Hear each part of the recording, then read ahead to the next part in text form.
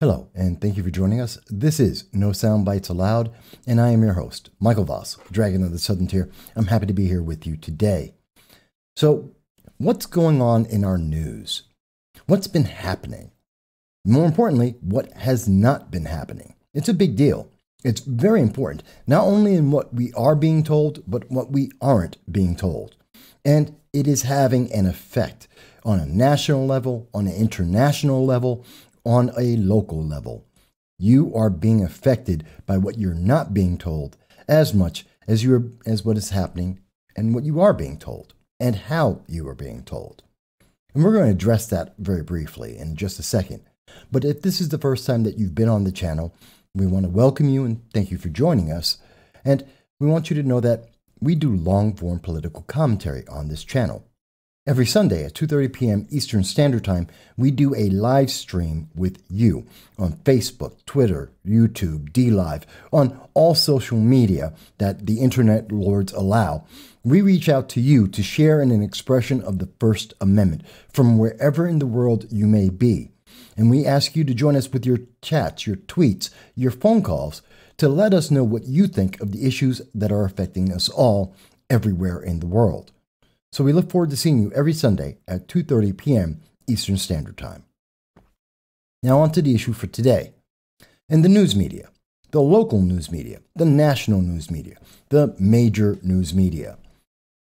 You know, there's a problem here because we're receiving more and more propaganda and less news. Now, that's a very strong statement. It's a very strong claim. And we want to make sure that it's very clear.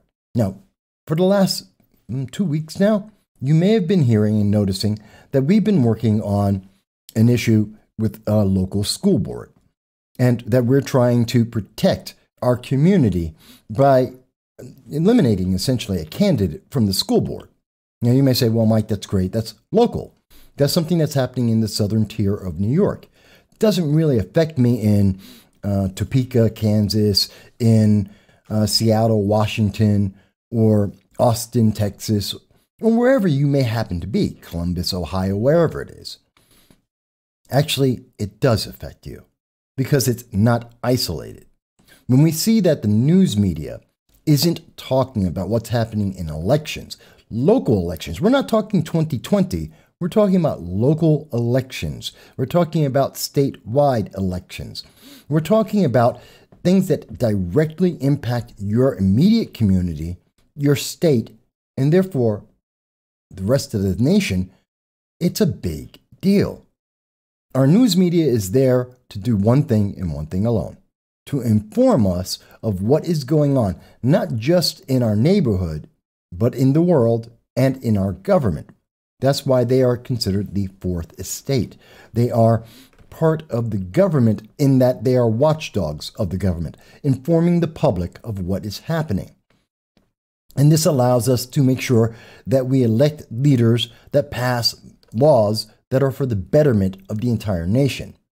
You can't say that we're going to improve our nation if you don't know what laws are being passed, or that if what you're being told about the laws and the funding bills that are going through, if you're being told one thing and they're doing another.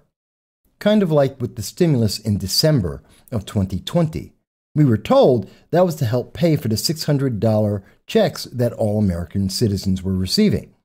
In fact, we wound up paying $300 million to the state of Jordan. We were paying $10 million to Pakistan to teach gender studies. We had 3 times as much money being spent outside the United States than what was being spent inside the United States. This wasn't a bill. The $600 COVID relief bill wasn't for you and me. It was for the rest of the world. But our news media didn't tell us that. They only told us we were getting a $600 check and didn't break down the numbers beyond that. So people were misled. And that has an impact because all the money we spent around the rest of the world, well, that impacted our economy. It's part of the reason why we have so much inflation right now, why our second half of 2021 is looking to be an even deeper recession than was initially expected. It's why our money is worth less than it was worth back in November.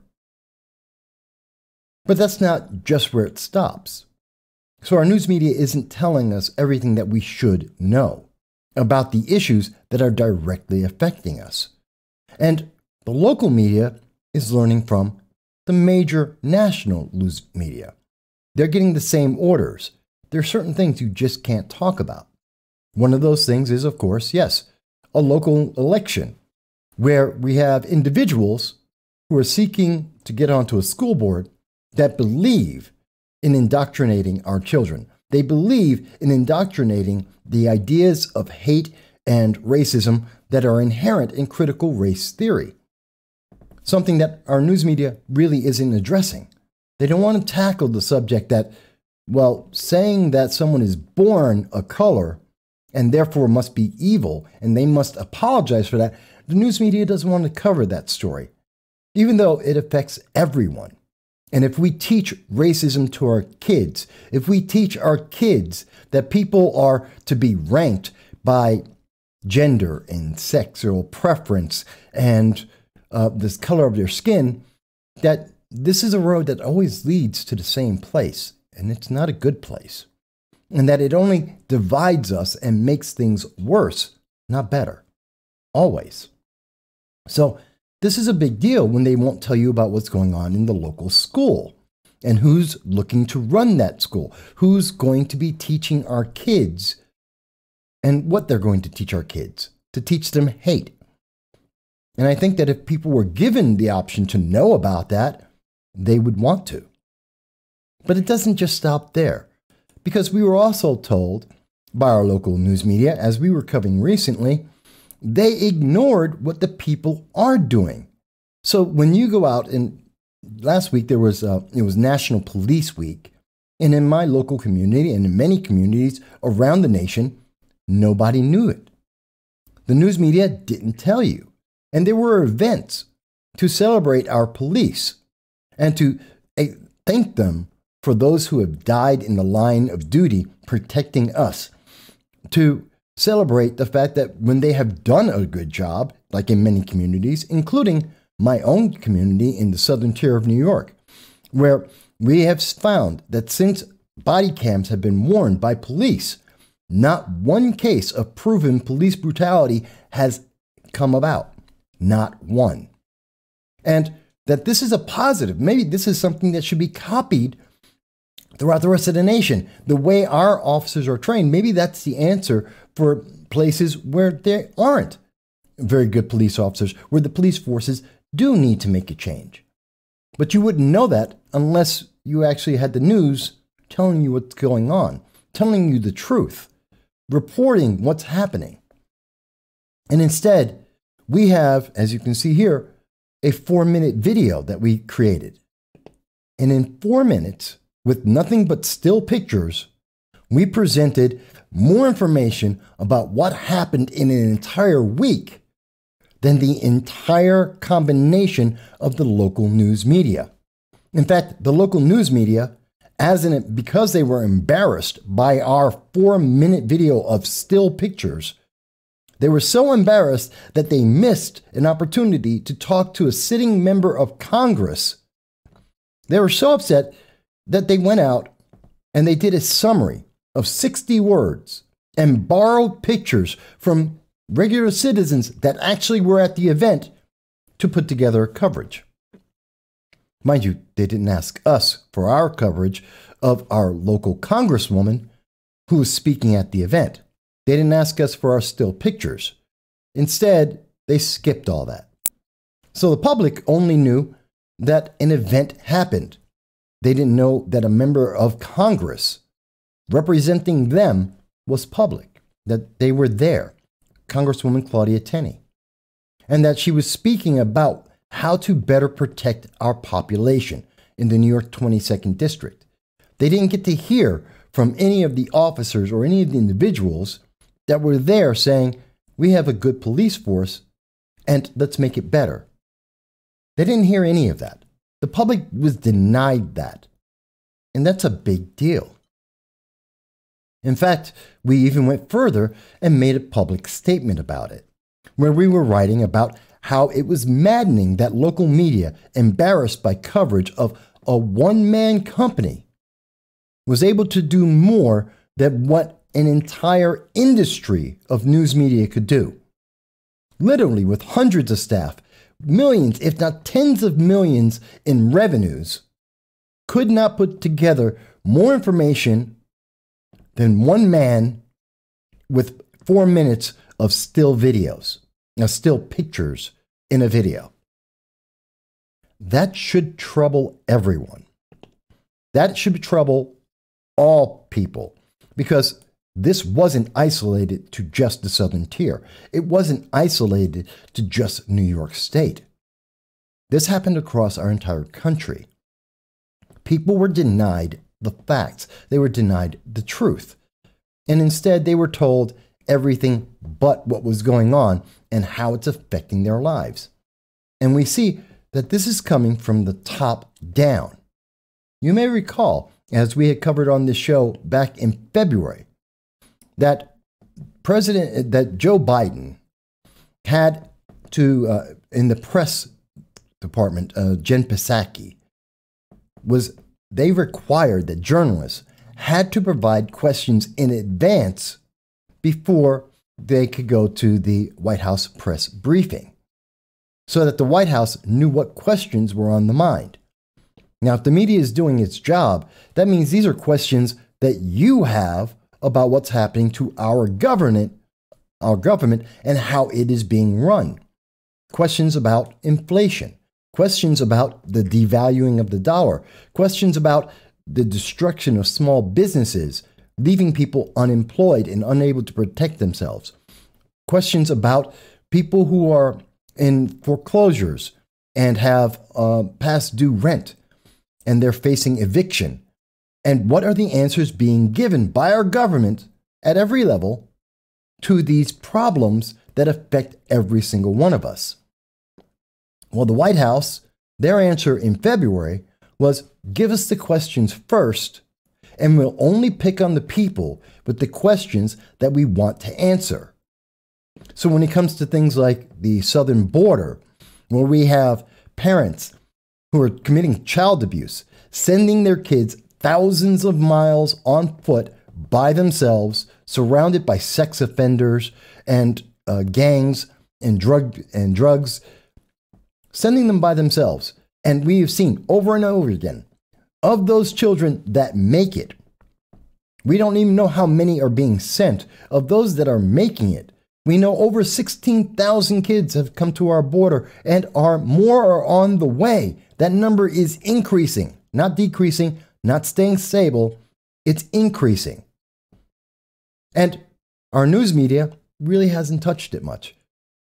Just a couple days ago, 5 young girls were found in the middle of the Southern American desert by themselves, abandoned by the very same coyotes who shuffle across illegal immigrants every day into America. That's news, and we should know about it.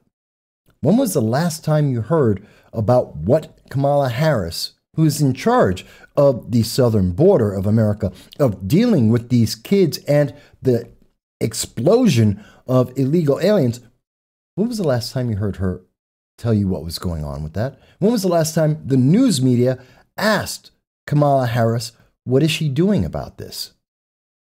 Because these very same illegal aliens, many of them having been found to have COVID-19, are being shipped throughout the entire nation to various states, being spread around America with COVID. And that's something that should definitely scare you, to make you concerned, whether they're children or grown adults, that they're being shipped throughout America and spread into communities with COVID. Besides the fact that they're adding a burden, a financial burden, to these new communities with these individuals that are illegally in America and should not be here, which only invites more people to come across our border and to do the same thing. Where's our news media standing up and saying, what are you doing about this? Why aren't you stopping this? Well, they're not able to say anything because they may want to ask the question, but as we know, the White House isn't picking on them because they know what the question is going to be and they don't want to answer it. And we know that this isn't just with the White House press secretary. In fact, the press secretary has said on May 8th, according to the Business Insider, that they're advising Joe Biden not to speak to the American people, to not tell the American people what's going on. As you can see in their title, the White House Press Secretary Jen Psaki says she advises Biden not to take spontaneous questions from reporters. That this is not something that they recommend. That they're only supposed to answer questions they already know are coming. That they have to be told ahead of time what the question is so they know what answer they want to give. Not based on what's actually happening. Not what's important to American people right now. Not the question that the American people want to have answered so that they can live a good, productive life. That should terrify you. That should make you absolutely angry. But it goes to something else because it's not done there. On May 11th, according to the New York Post, we have now found out that reporters have to get their quotes approved by the White House before they can tell you whatever news they get. Now that's even worse. Not only do they have to give the question ahead of time and hope that the White House decides they want to give an answer to the American people, not only can they not ask a question based on what is happening at the time and trying to get an answer for the American people so they know how to live their lives, to know what's going to be happening to them. No. On top of that, reporters, when they do get this information, when they do their investigations, when they're doing their job, the White House gets to have the choice of whether or not that story actually reaches the American people. That they will kill the story. They will kill the quotes and deny the American people from knowing any of the answers to knowing any of the truth. You should be terrified because these aren't the actions of a democracy. Whether it's a representative democracy, a full democracy, this isn't a freeing nations kind of actions. These are the kind of actions that we see by Idi Amin, by Chairman Mao, by any of the leaders of the former Soviet Union. These are the things that we see despots and authoritarian dictators use. These are the kind of things we would expect from Iran, not America. And they're definitely not things that were happening under the previous presidents. Good or bad, whether you like those presidents or not, this wasn't happening. Even the Obama administration, the Trump administration, the Clinton, the Bush, go back all the years you want. The president, the White House, never was silencing it. In fact, the only time we saw something similar to this was under President Nixon. And that nearly got him impeached. That almost destroyed our country. And we put in many, many safeguards to make sure that would never happen again. And yet it's happening right now in front of our eyes. And it's having a dramatic impact. It is affecting us all. And you may say, well, I don't see how it's affecting us. How is this affecting me? So I asked that question and I have it here. And I said in my rebuke of local news media, and I said, I have a simple question for you to ponder. If local media, or any media for that matter, serve or fear a splinter group of radicals so much that they abandon our police, what else will they, or do they, decline to inform you about that could alter your life and that of your friends and family? Yes, it's a bigger deal when you consider the ramifications. I mean, consider those ramifications in detail. Imagine that the news media, because they have a preference, don't want to tell you that you can get funding for your business to keep it alive. What if they only tell you that only these businesses, a certain type of business, is allowed to open and to have customers, and that other businesses that actually could be open, they just don't tell you that. And so those businesses close. Those individuals, that employer, no longer is able to contribute taxes to your community. Their employees no longer get to work. And so they have to go to get government aid, local benefits. They maybe get evicted from their homes, or they lose their homes to foreclosure. They're unable to feed their children. Maybe they become sick and therefore have to go to the hospital, both taking up beds from other people who may be sick, maybe even with COVID-19, or maybe they are looking at the government with Medicaid to pay for their illness that they wouldn't have had in the first place if only they had been informed properly. What about your kids? Maybe you want your children to be taught about, 2 + 2 = 4. What if what if the news is not telling you that instead of teaching your kids basic math that will allow them to pay their bills, to live a life? No, instead they're going to be taught that math is evil, that math is racist. Yes, they actually are in many places teaching math is racist. That 2 + 2 doesn't equal 4, it equals racism. That there are a group of individuals who are seeking school board elections right now that think that that is a more important lesson for your child to learn than to be able to understand the meanings of words or the ability to do basic math. That they have more of a goal of teaching your kids that certain jobs are inherently evil, like being policemen, and that people who take those jobs are inherently bad people. A lesson that as that child grows, that fear of authority, well, what happens when that child who's been taught all their life to fear people based on the color of their skin, to fear certain positions, certain jobs, when that person is confronted with a police stop because their light was out? How are they going to react? How could that interaction go badly because that kid is scared or they think they're fighting against evil, even when nothing wrong has been done? And then how are you going to feel when you have to deal with the consequences of that? This is a big deal. There's a reason why the news media is as protected as it is. But at this time, we see that our news media is acting more like propaganda. And we have our social media limiting the things that can be said, silencing people. We've already just received, we had a video that we tried to put up on, actually the video that we showed you just before about the police, that we tried to put on Instagram, and it was instantly removed.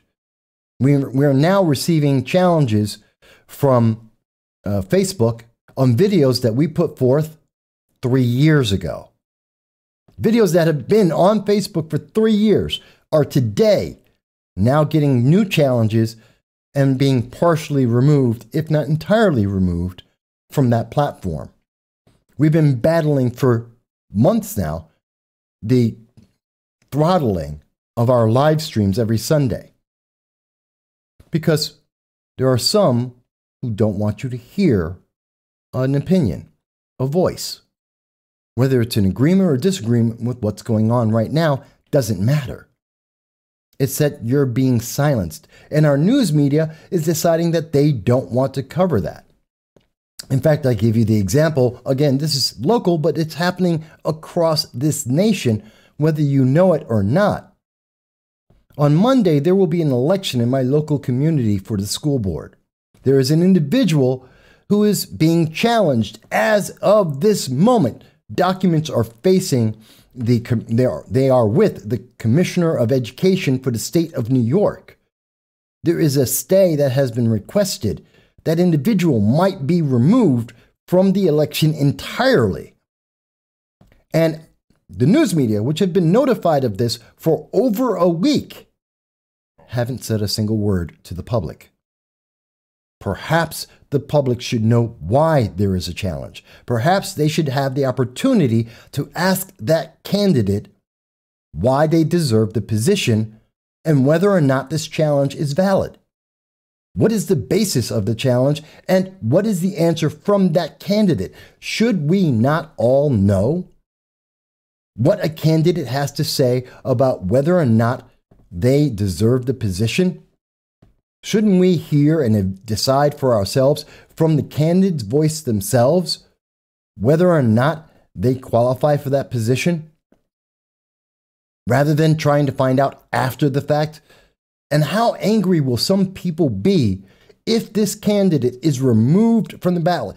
Literally, the ballot has been made. When they go in and they find out that they were voting for this person, whether that person wins or not, and then they find out that a challenge, which has been going on for over a week, has removed that candidate completely from the election, and their vote that could have gone to someone else is now invalid and useless.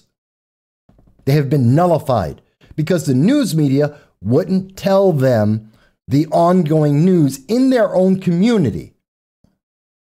That's a problem. And it's the same kind of problem that's happening right now when we see that the White House is denying people quotes, denying news stories. What could we have possibly learned? What did the White House deny? Did they not allow the news media to tell the American people about what's going on in Israel right now? About Hamas shooting missiles at Israel? The funding that Hamas received indirectly from the United States government under Joe Biden? Is there aggression that's going on right now in Syria that we're not being told about because the White House is silencing articles and denying the public from being able to be told?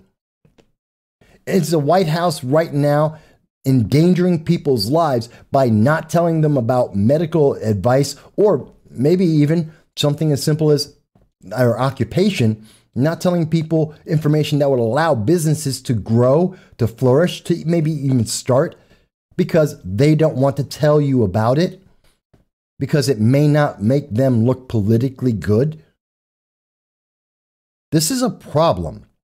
And the only time that we see in history that we see governments working with news media to silence the public and to deny them information is because of control of a small group of individuals over a larger group. That this is about power, and that power is never to benefit the majority of people. It is always to benefit a small group of elites who want to hold power more than anything else. Now, whether that's at the local level, the state, or the federal level, it matters. And if you happen to be internationally watching this, it affects your government too. When the United States government is denying information to its people, it's also denying that information to its allies. It's also denying that information to people who might react differently if they knew the information. Would Hamas still be sending off those missiles if the American public knew more information? If the United States government didn't seem weak and seem more and more separated because individuals are being taught lessons of hate and racism under critical race theory, would Russia be as adamant and trying to hack into our pipelines and deny the American people the gasoline, the fuel, energy that they need to live? Would China be as aggressive and be as happy to continue to commit a genocide against the Uyghurs if they knew that the American people were aware of what they were doing? These are questions we cannot answer at this moment. We should be able to answer them, but we can't answer them because our news media is not informing the public. And it has become harder to find out the truth, to find out what is happening right now around the world. Now, you can always choose to say, I don't agree with that. You always have the right to say, I don't care. And you can hold whatever position and feeling that you want. But there is a difference between knowing something and having an opinion about it, and not knowing something and not being able to have an opinion or to act on that information. They're very different things.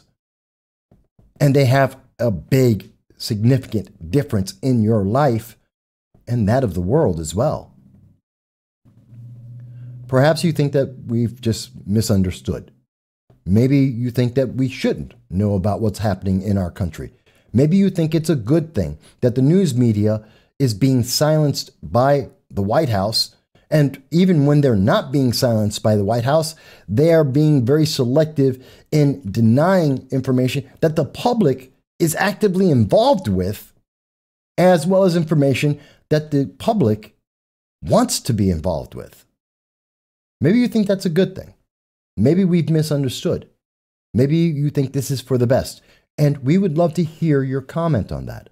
Please do give us your comment. As well, every Sunday at 2:30 p.m. Eastern Standard Time, we invite you, regardless of whatever political belief you have, and wherever else in the world you may be, to join us at 2:30 p.m. Eastern Standard Time to add your voice to the expression of free speech that is the live stream that we do, so that you can help us all understand and to be a better nation, both for ourselves and for our allies around the world.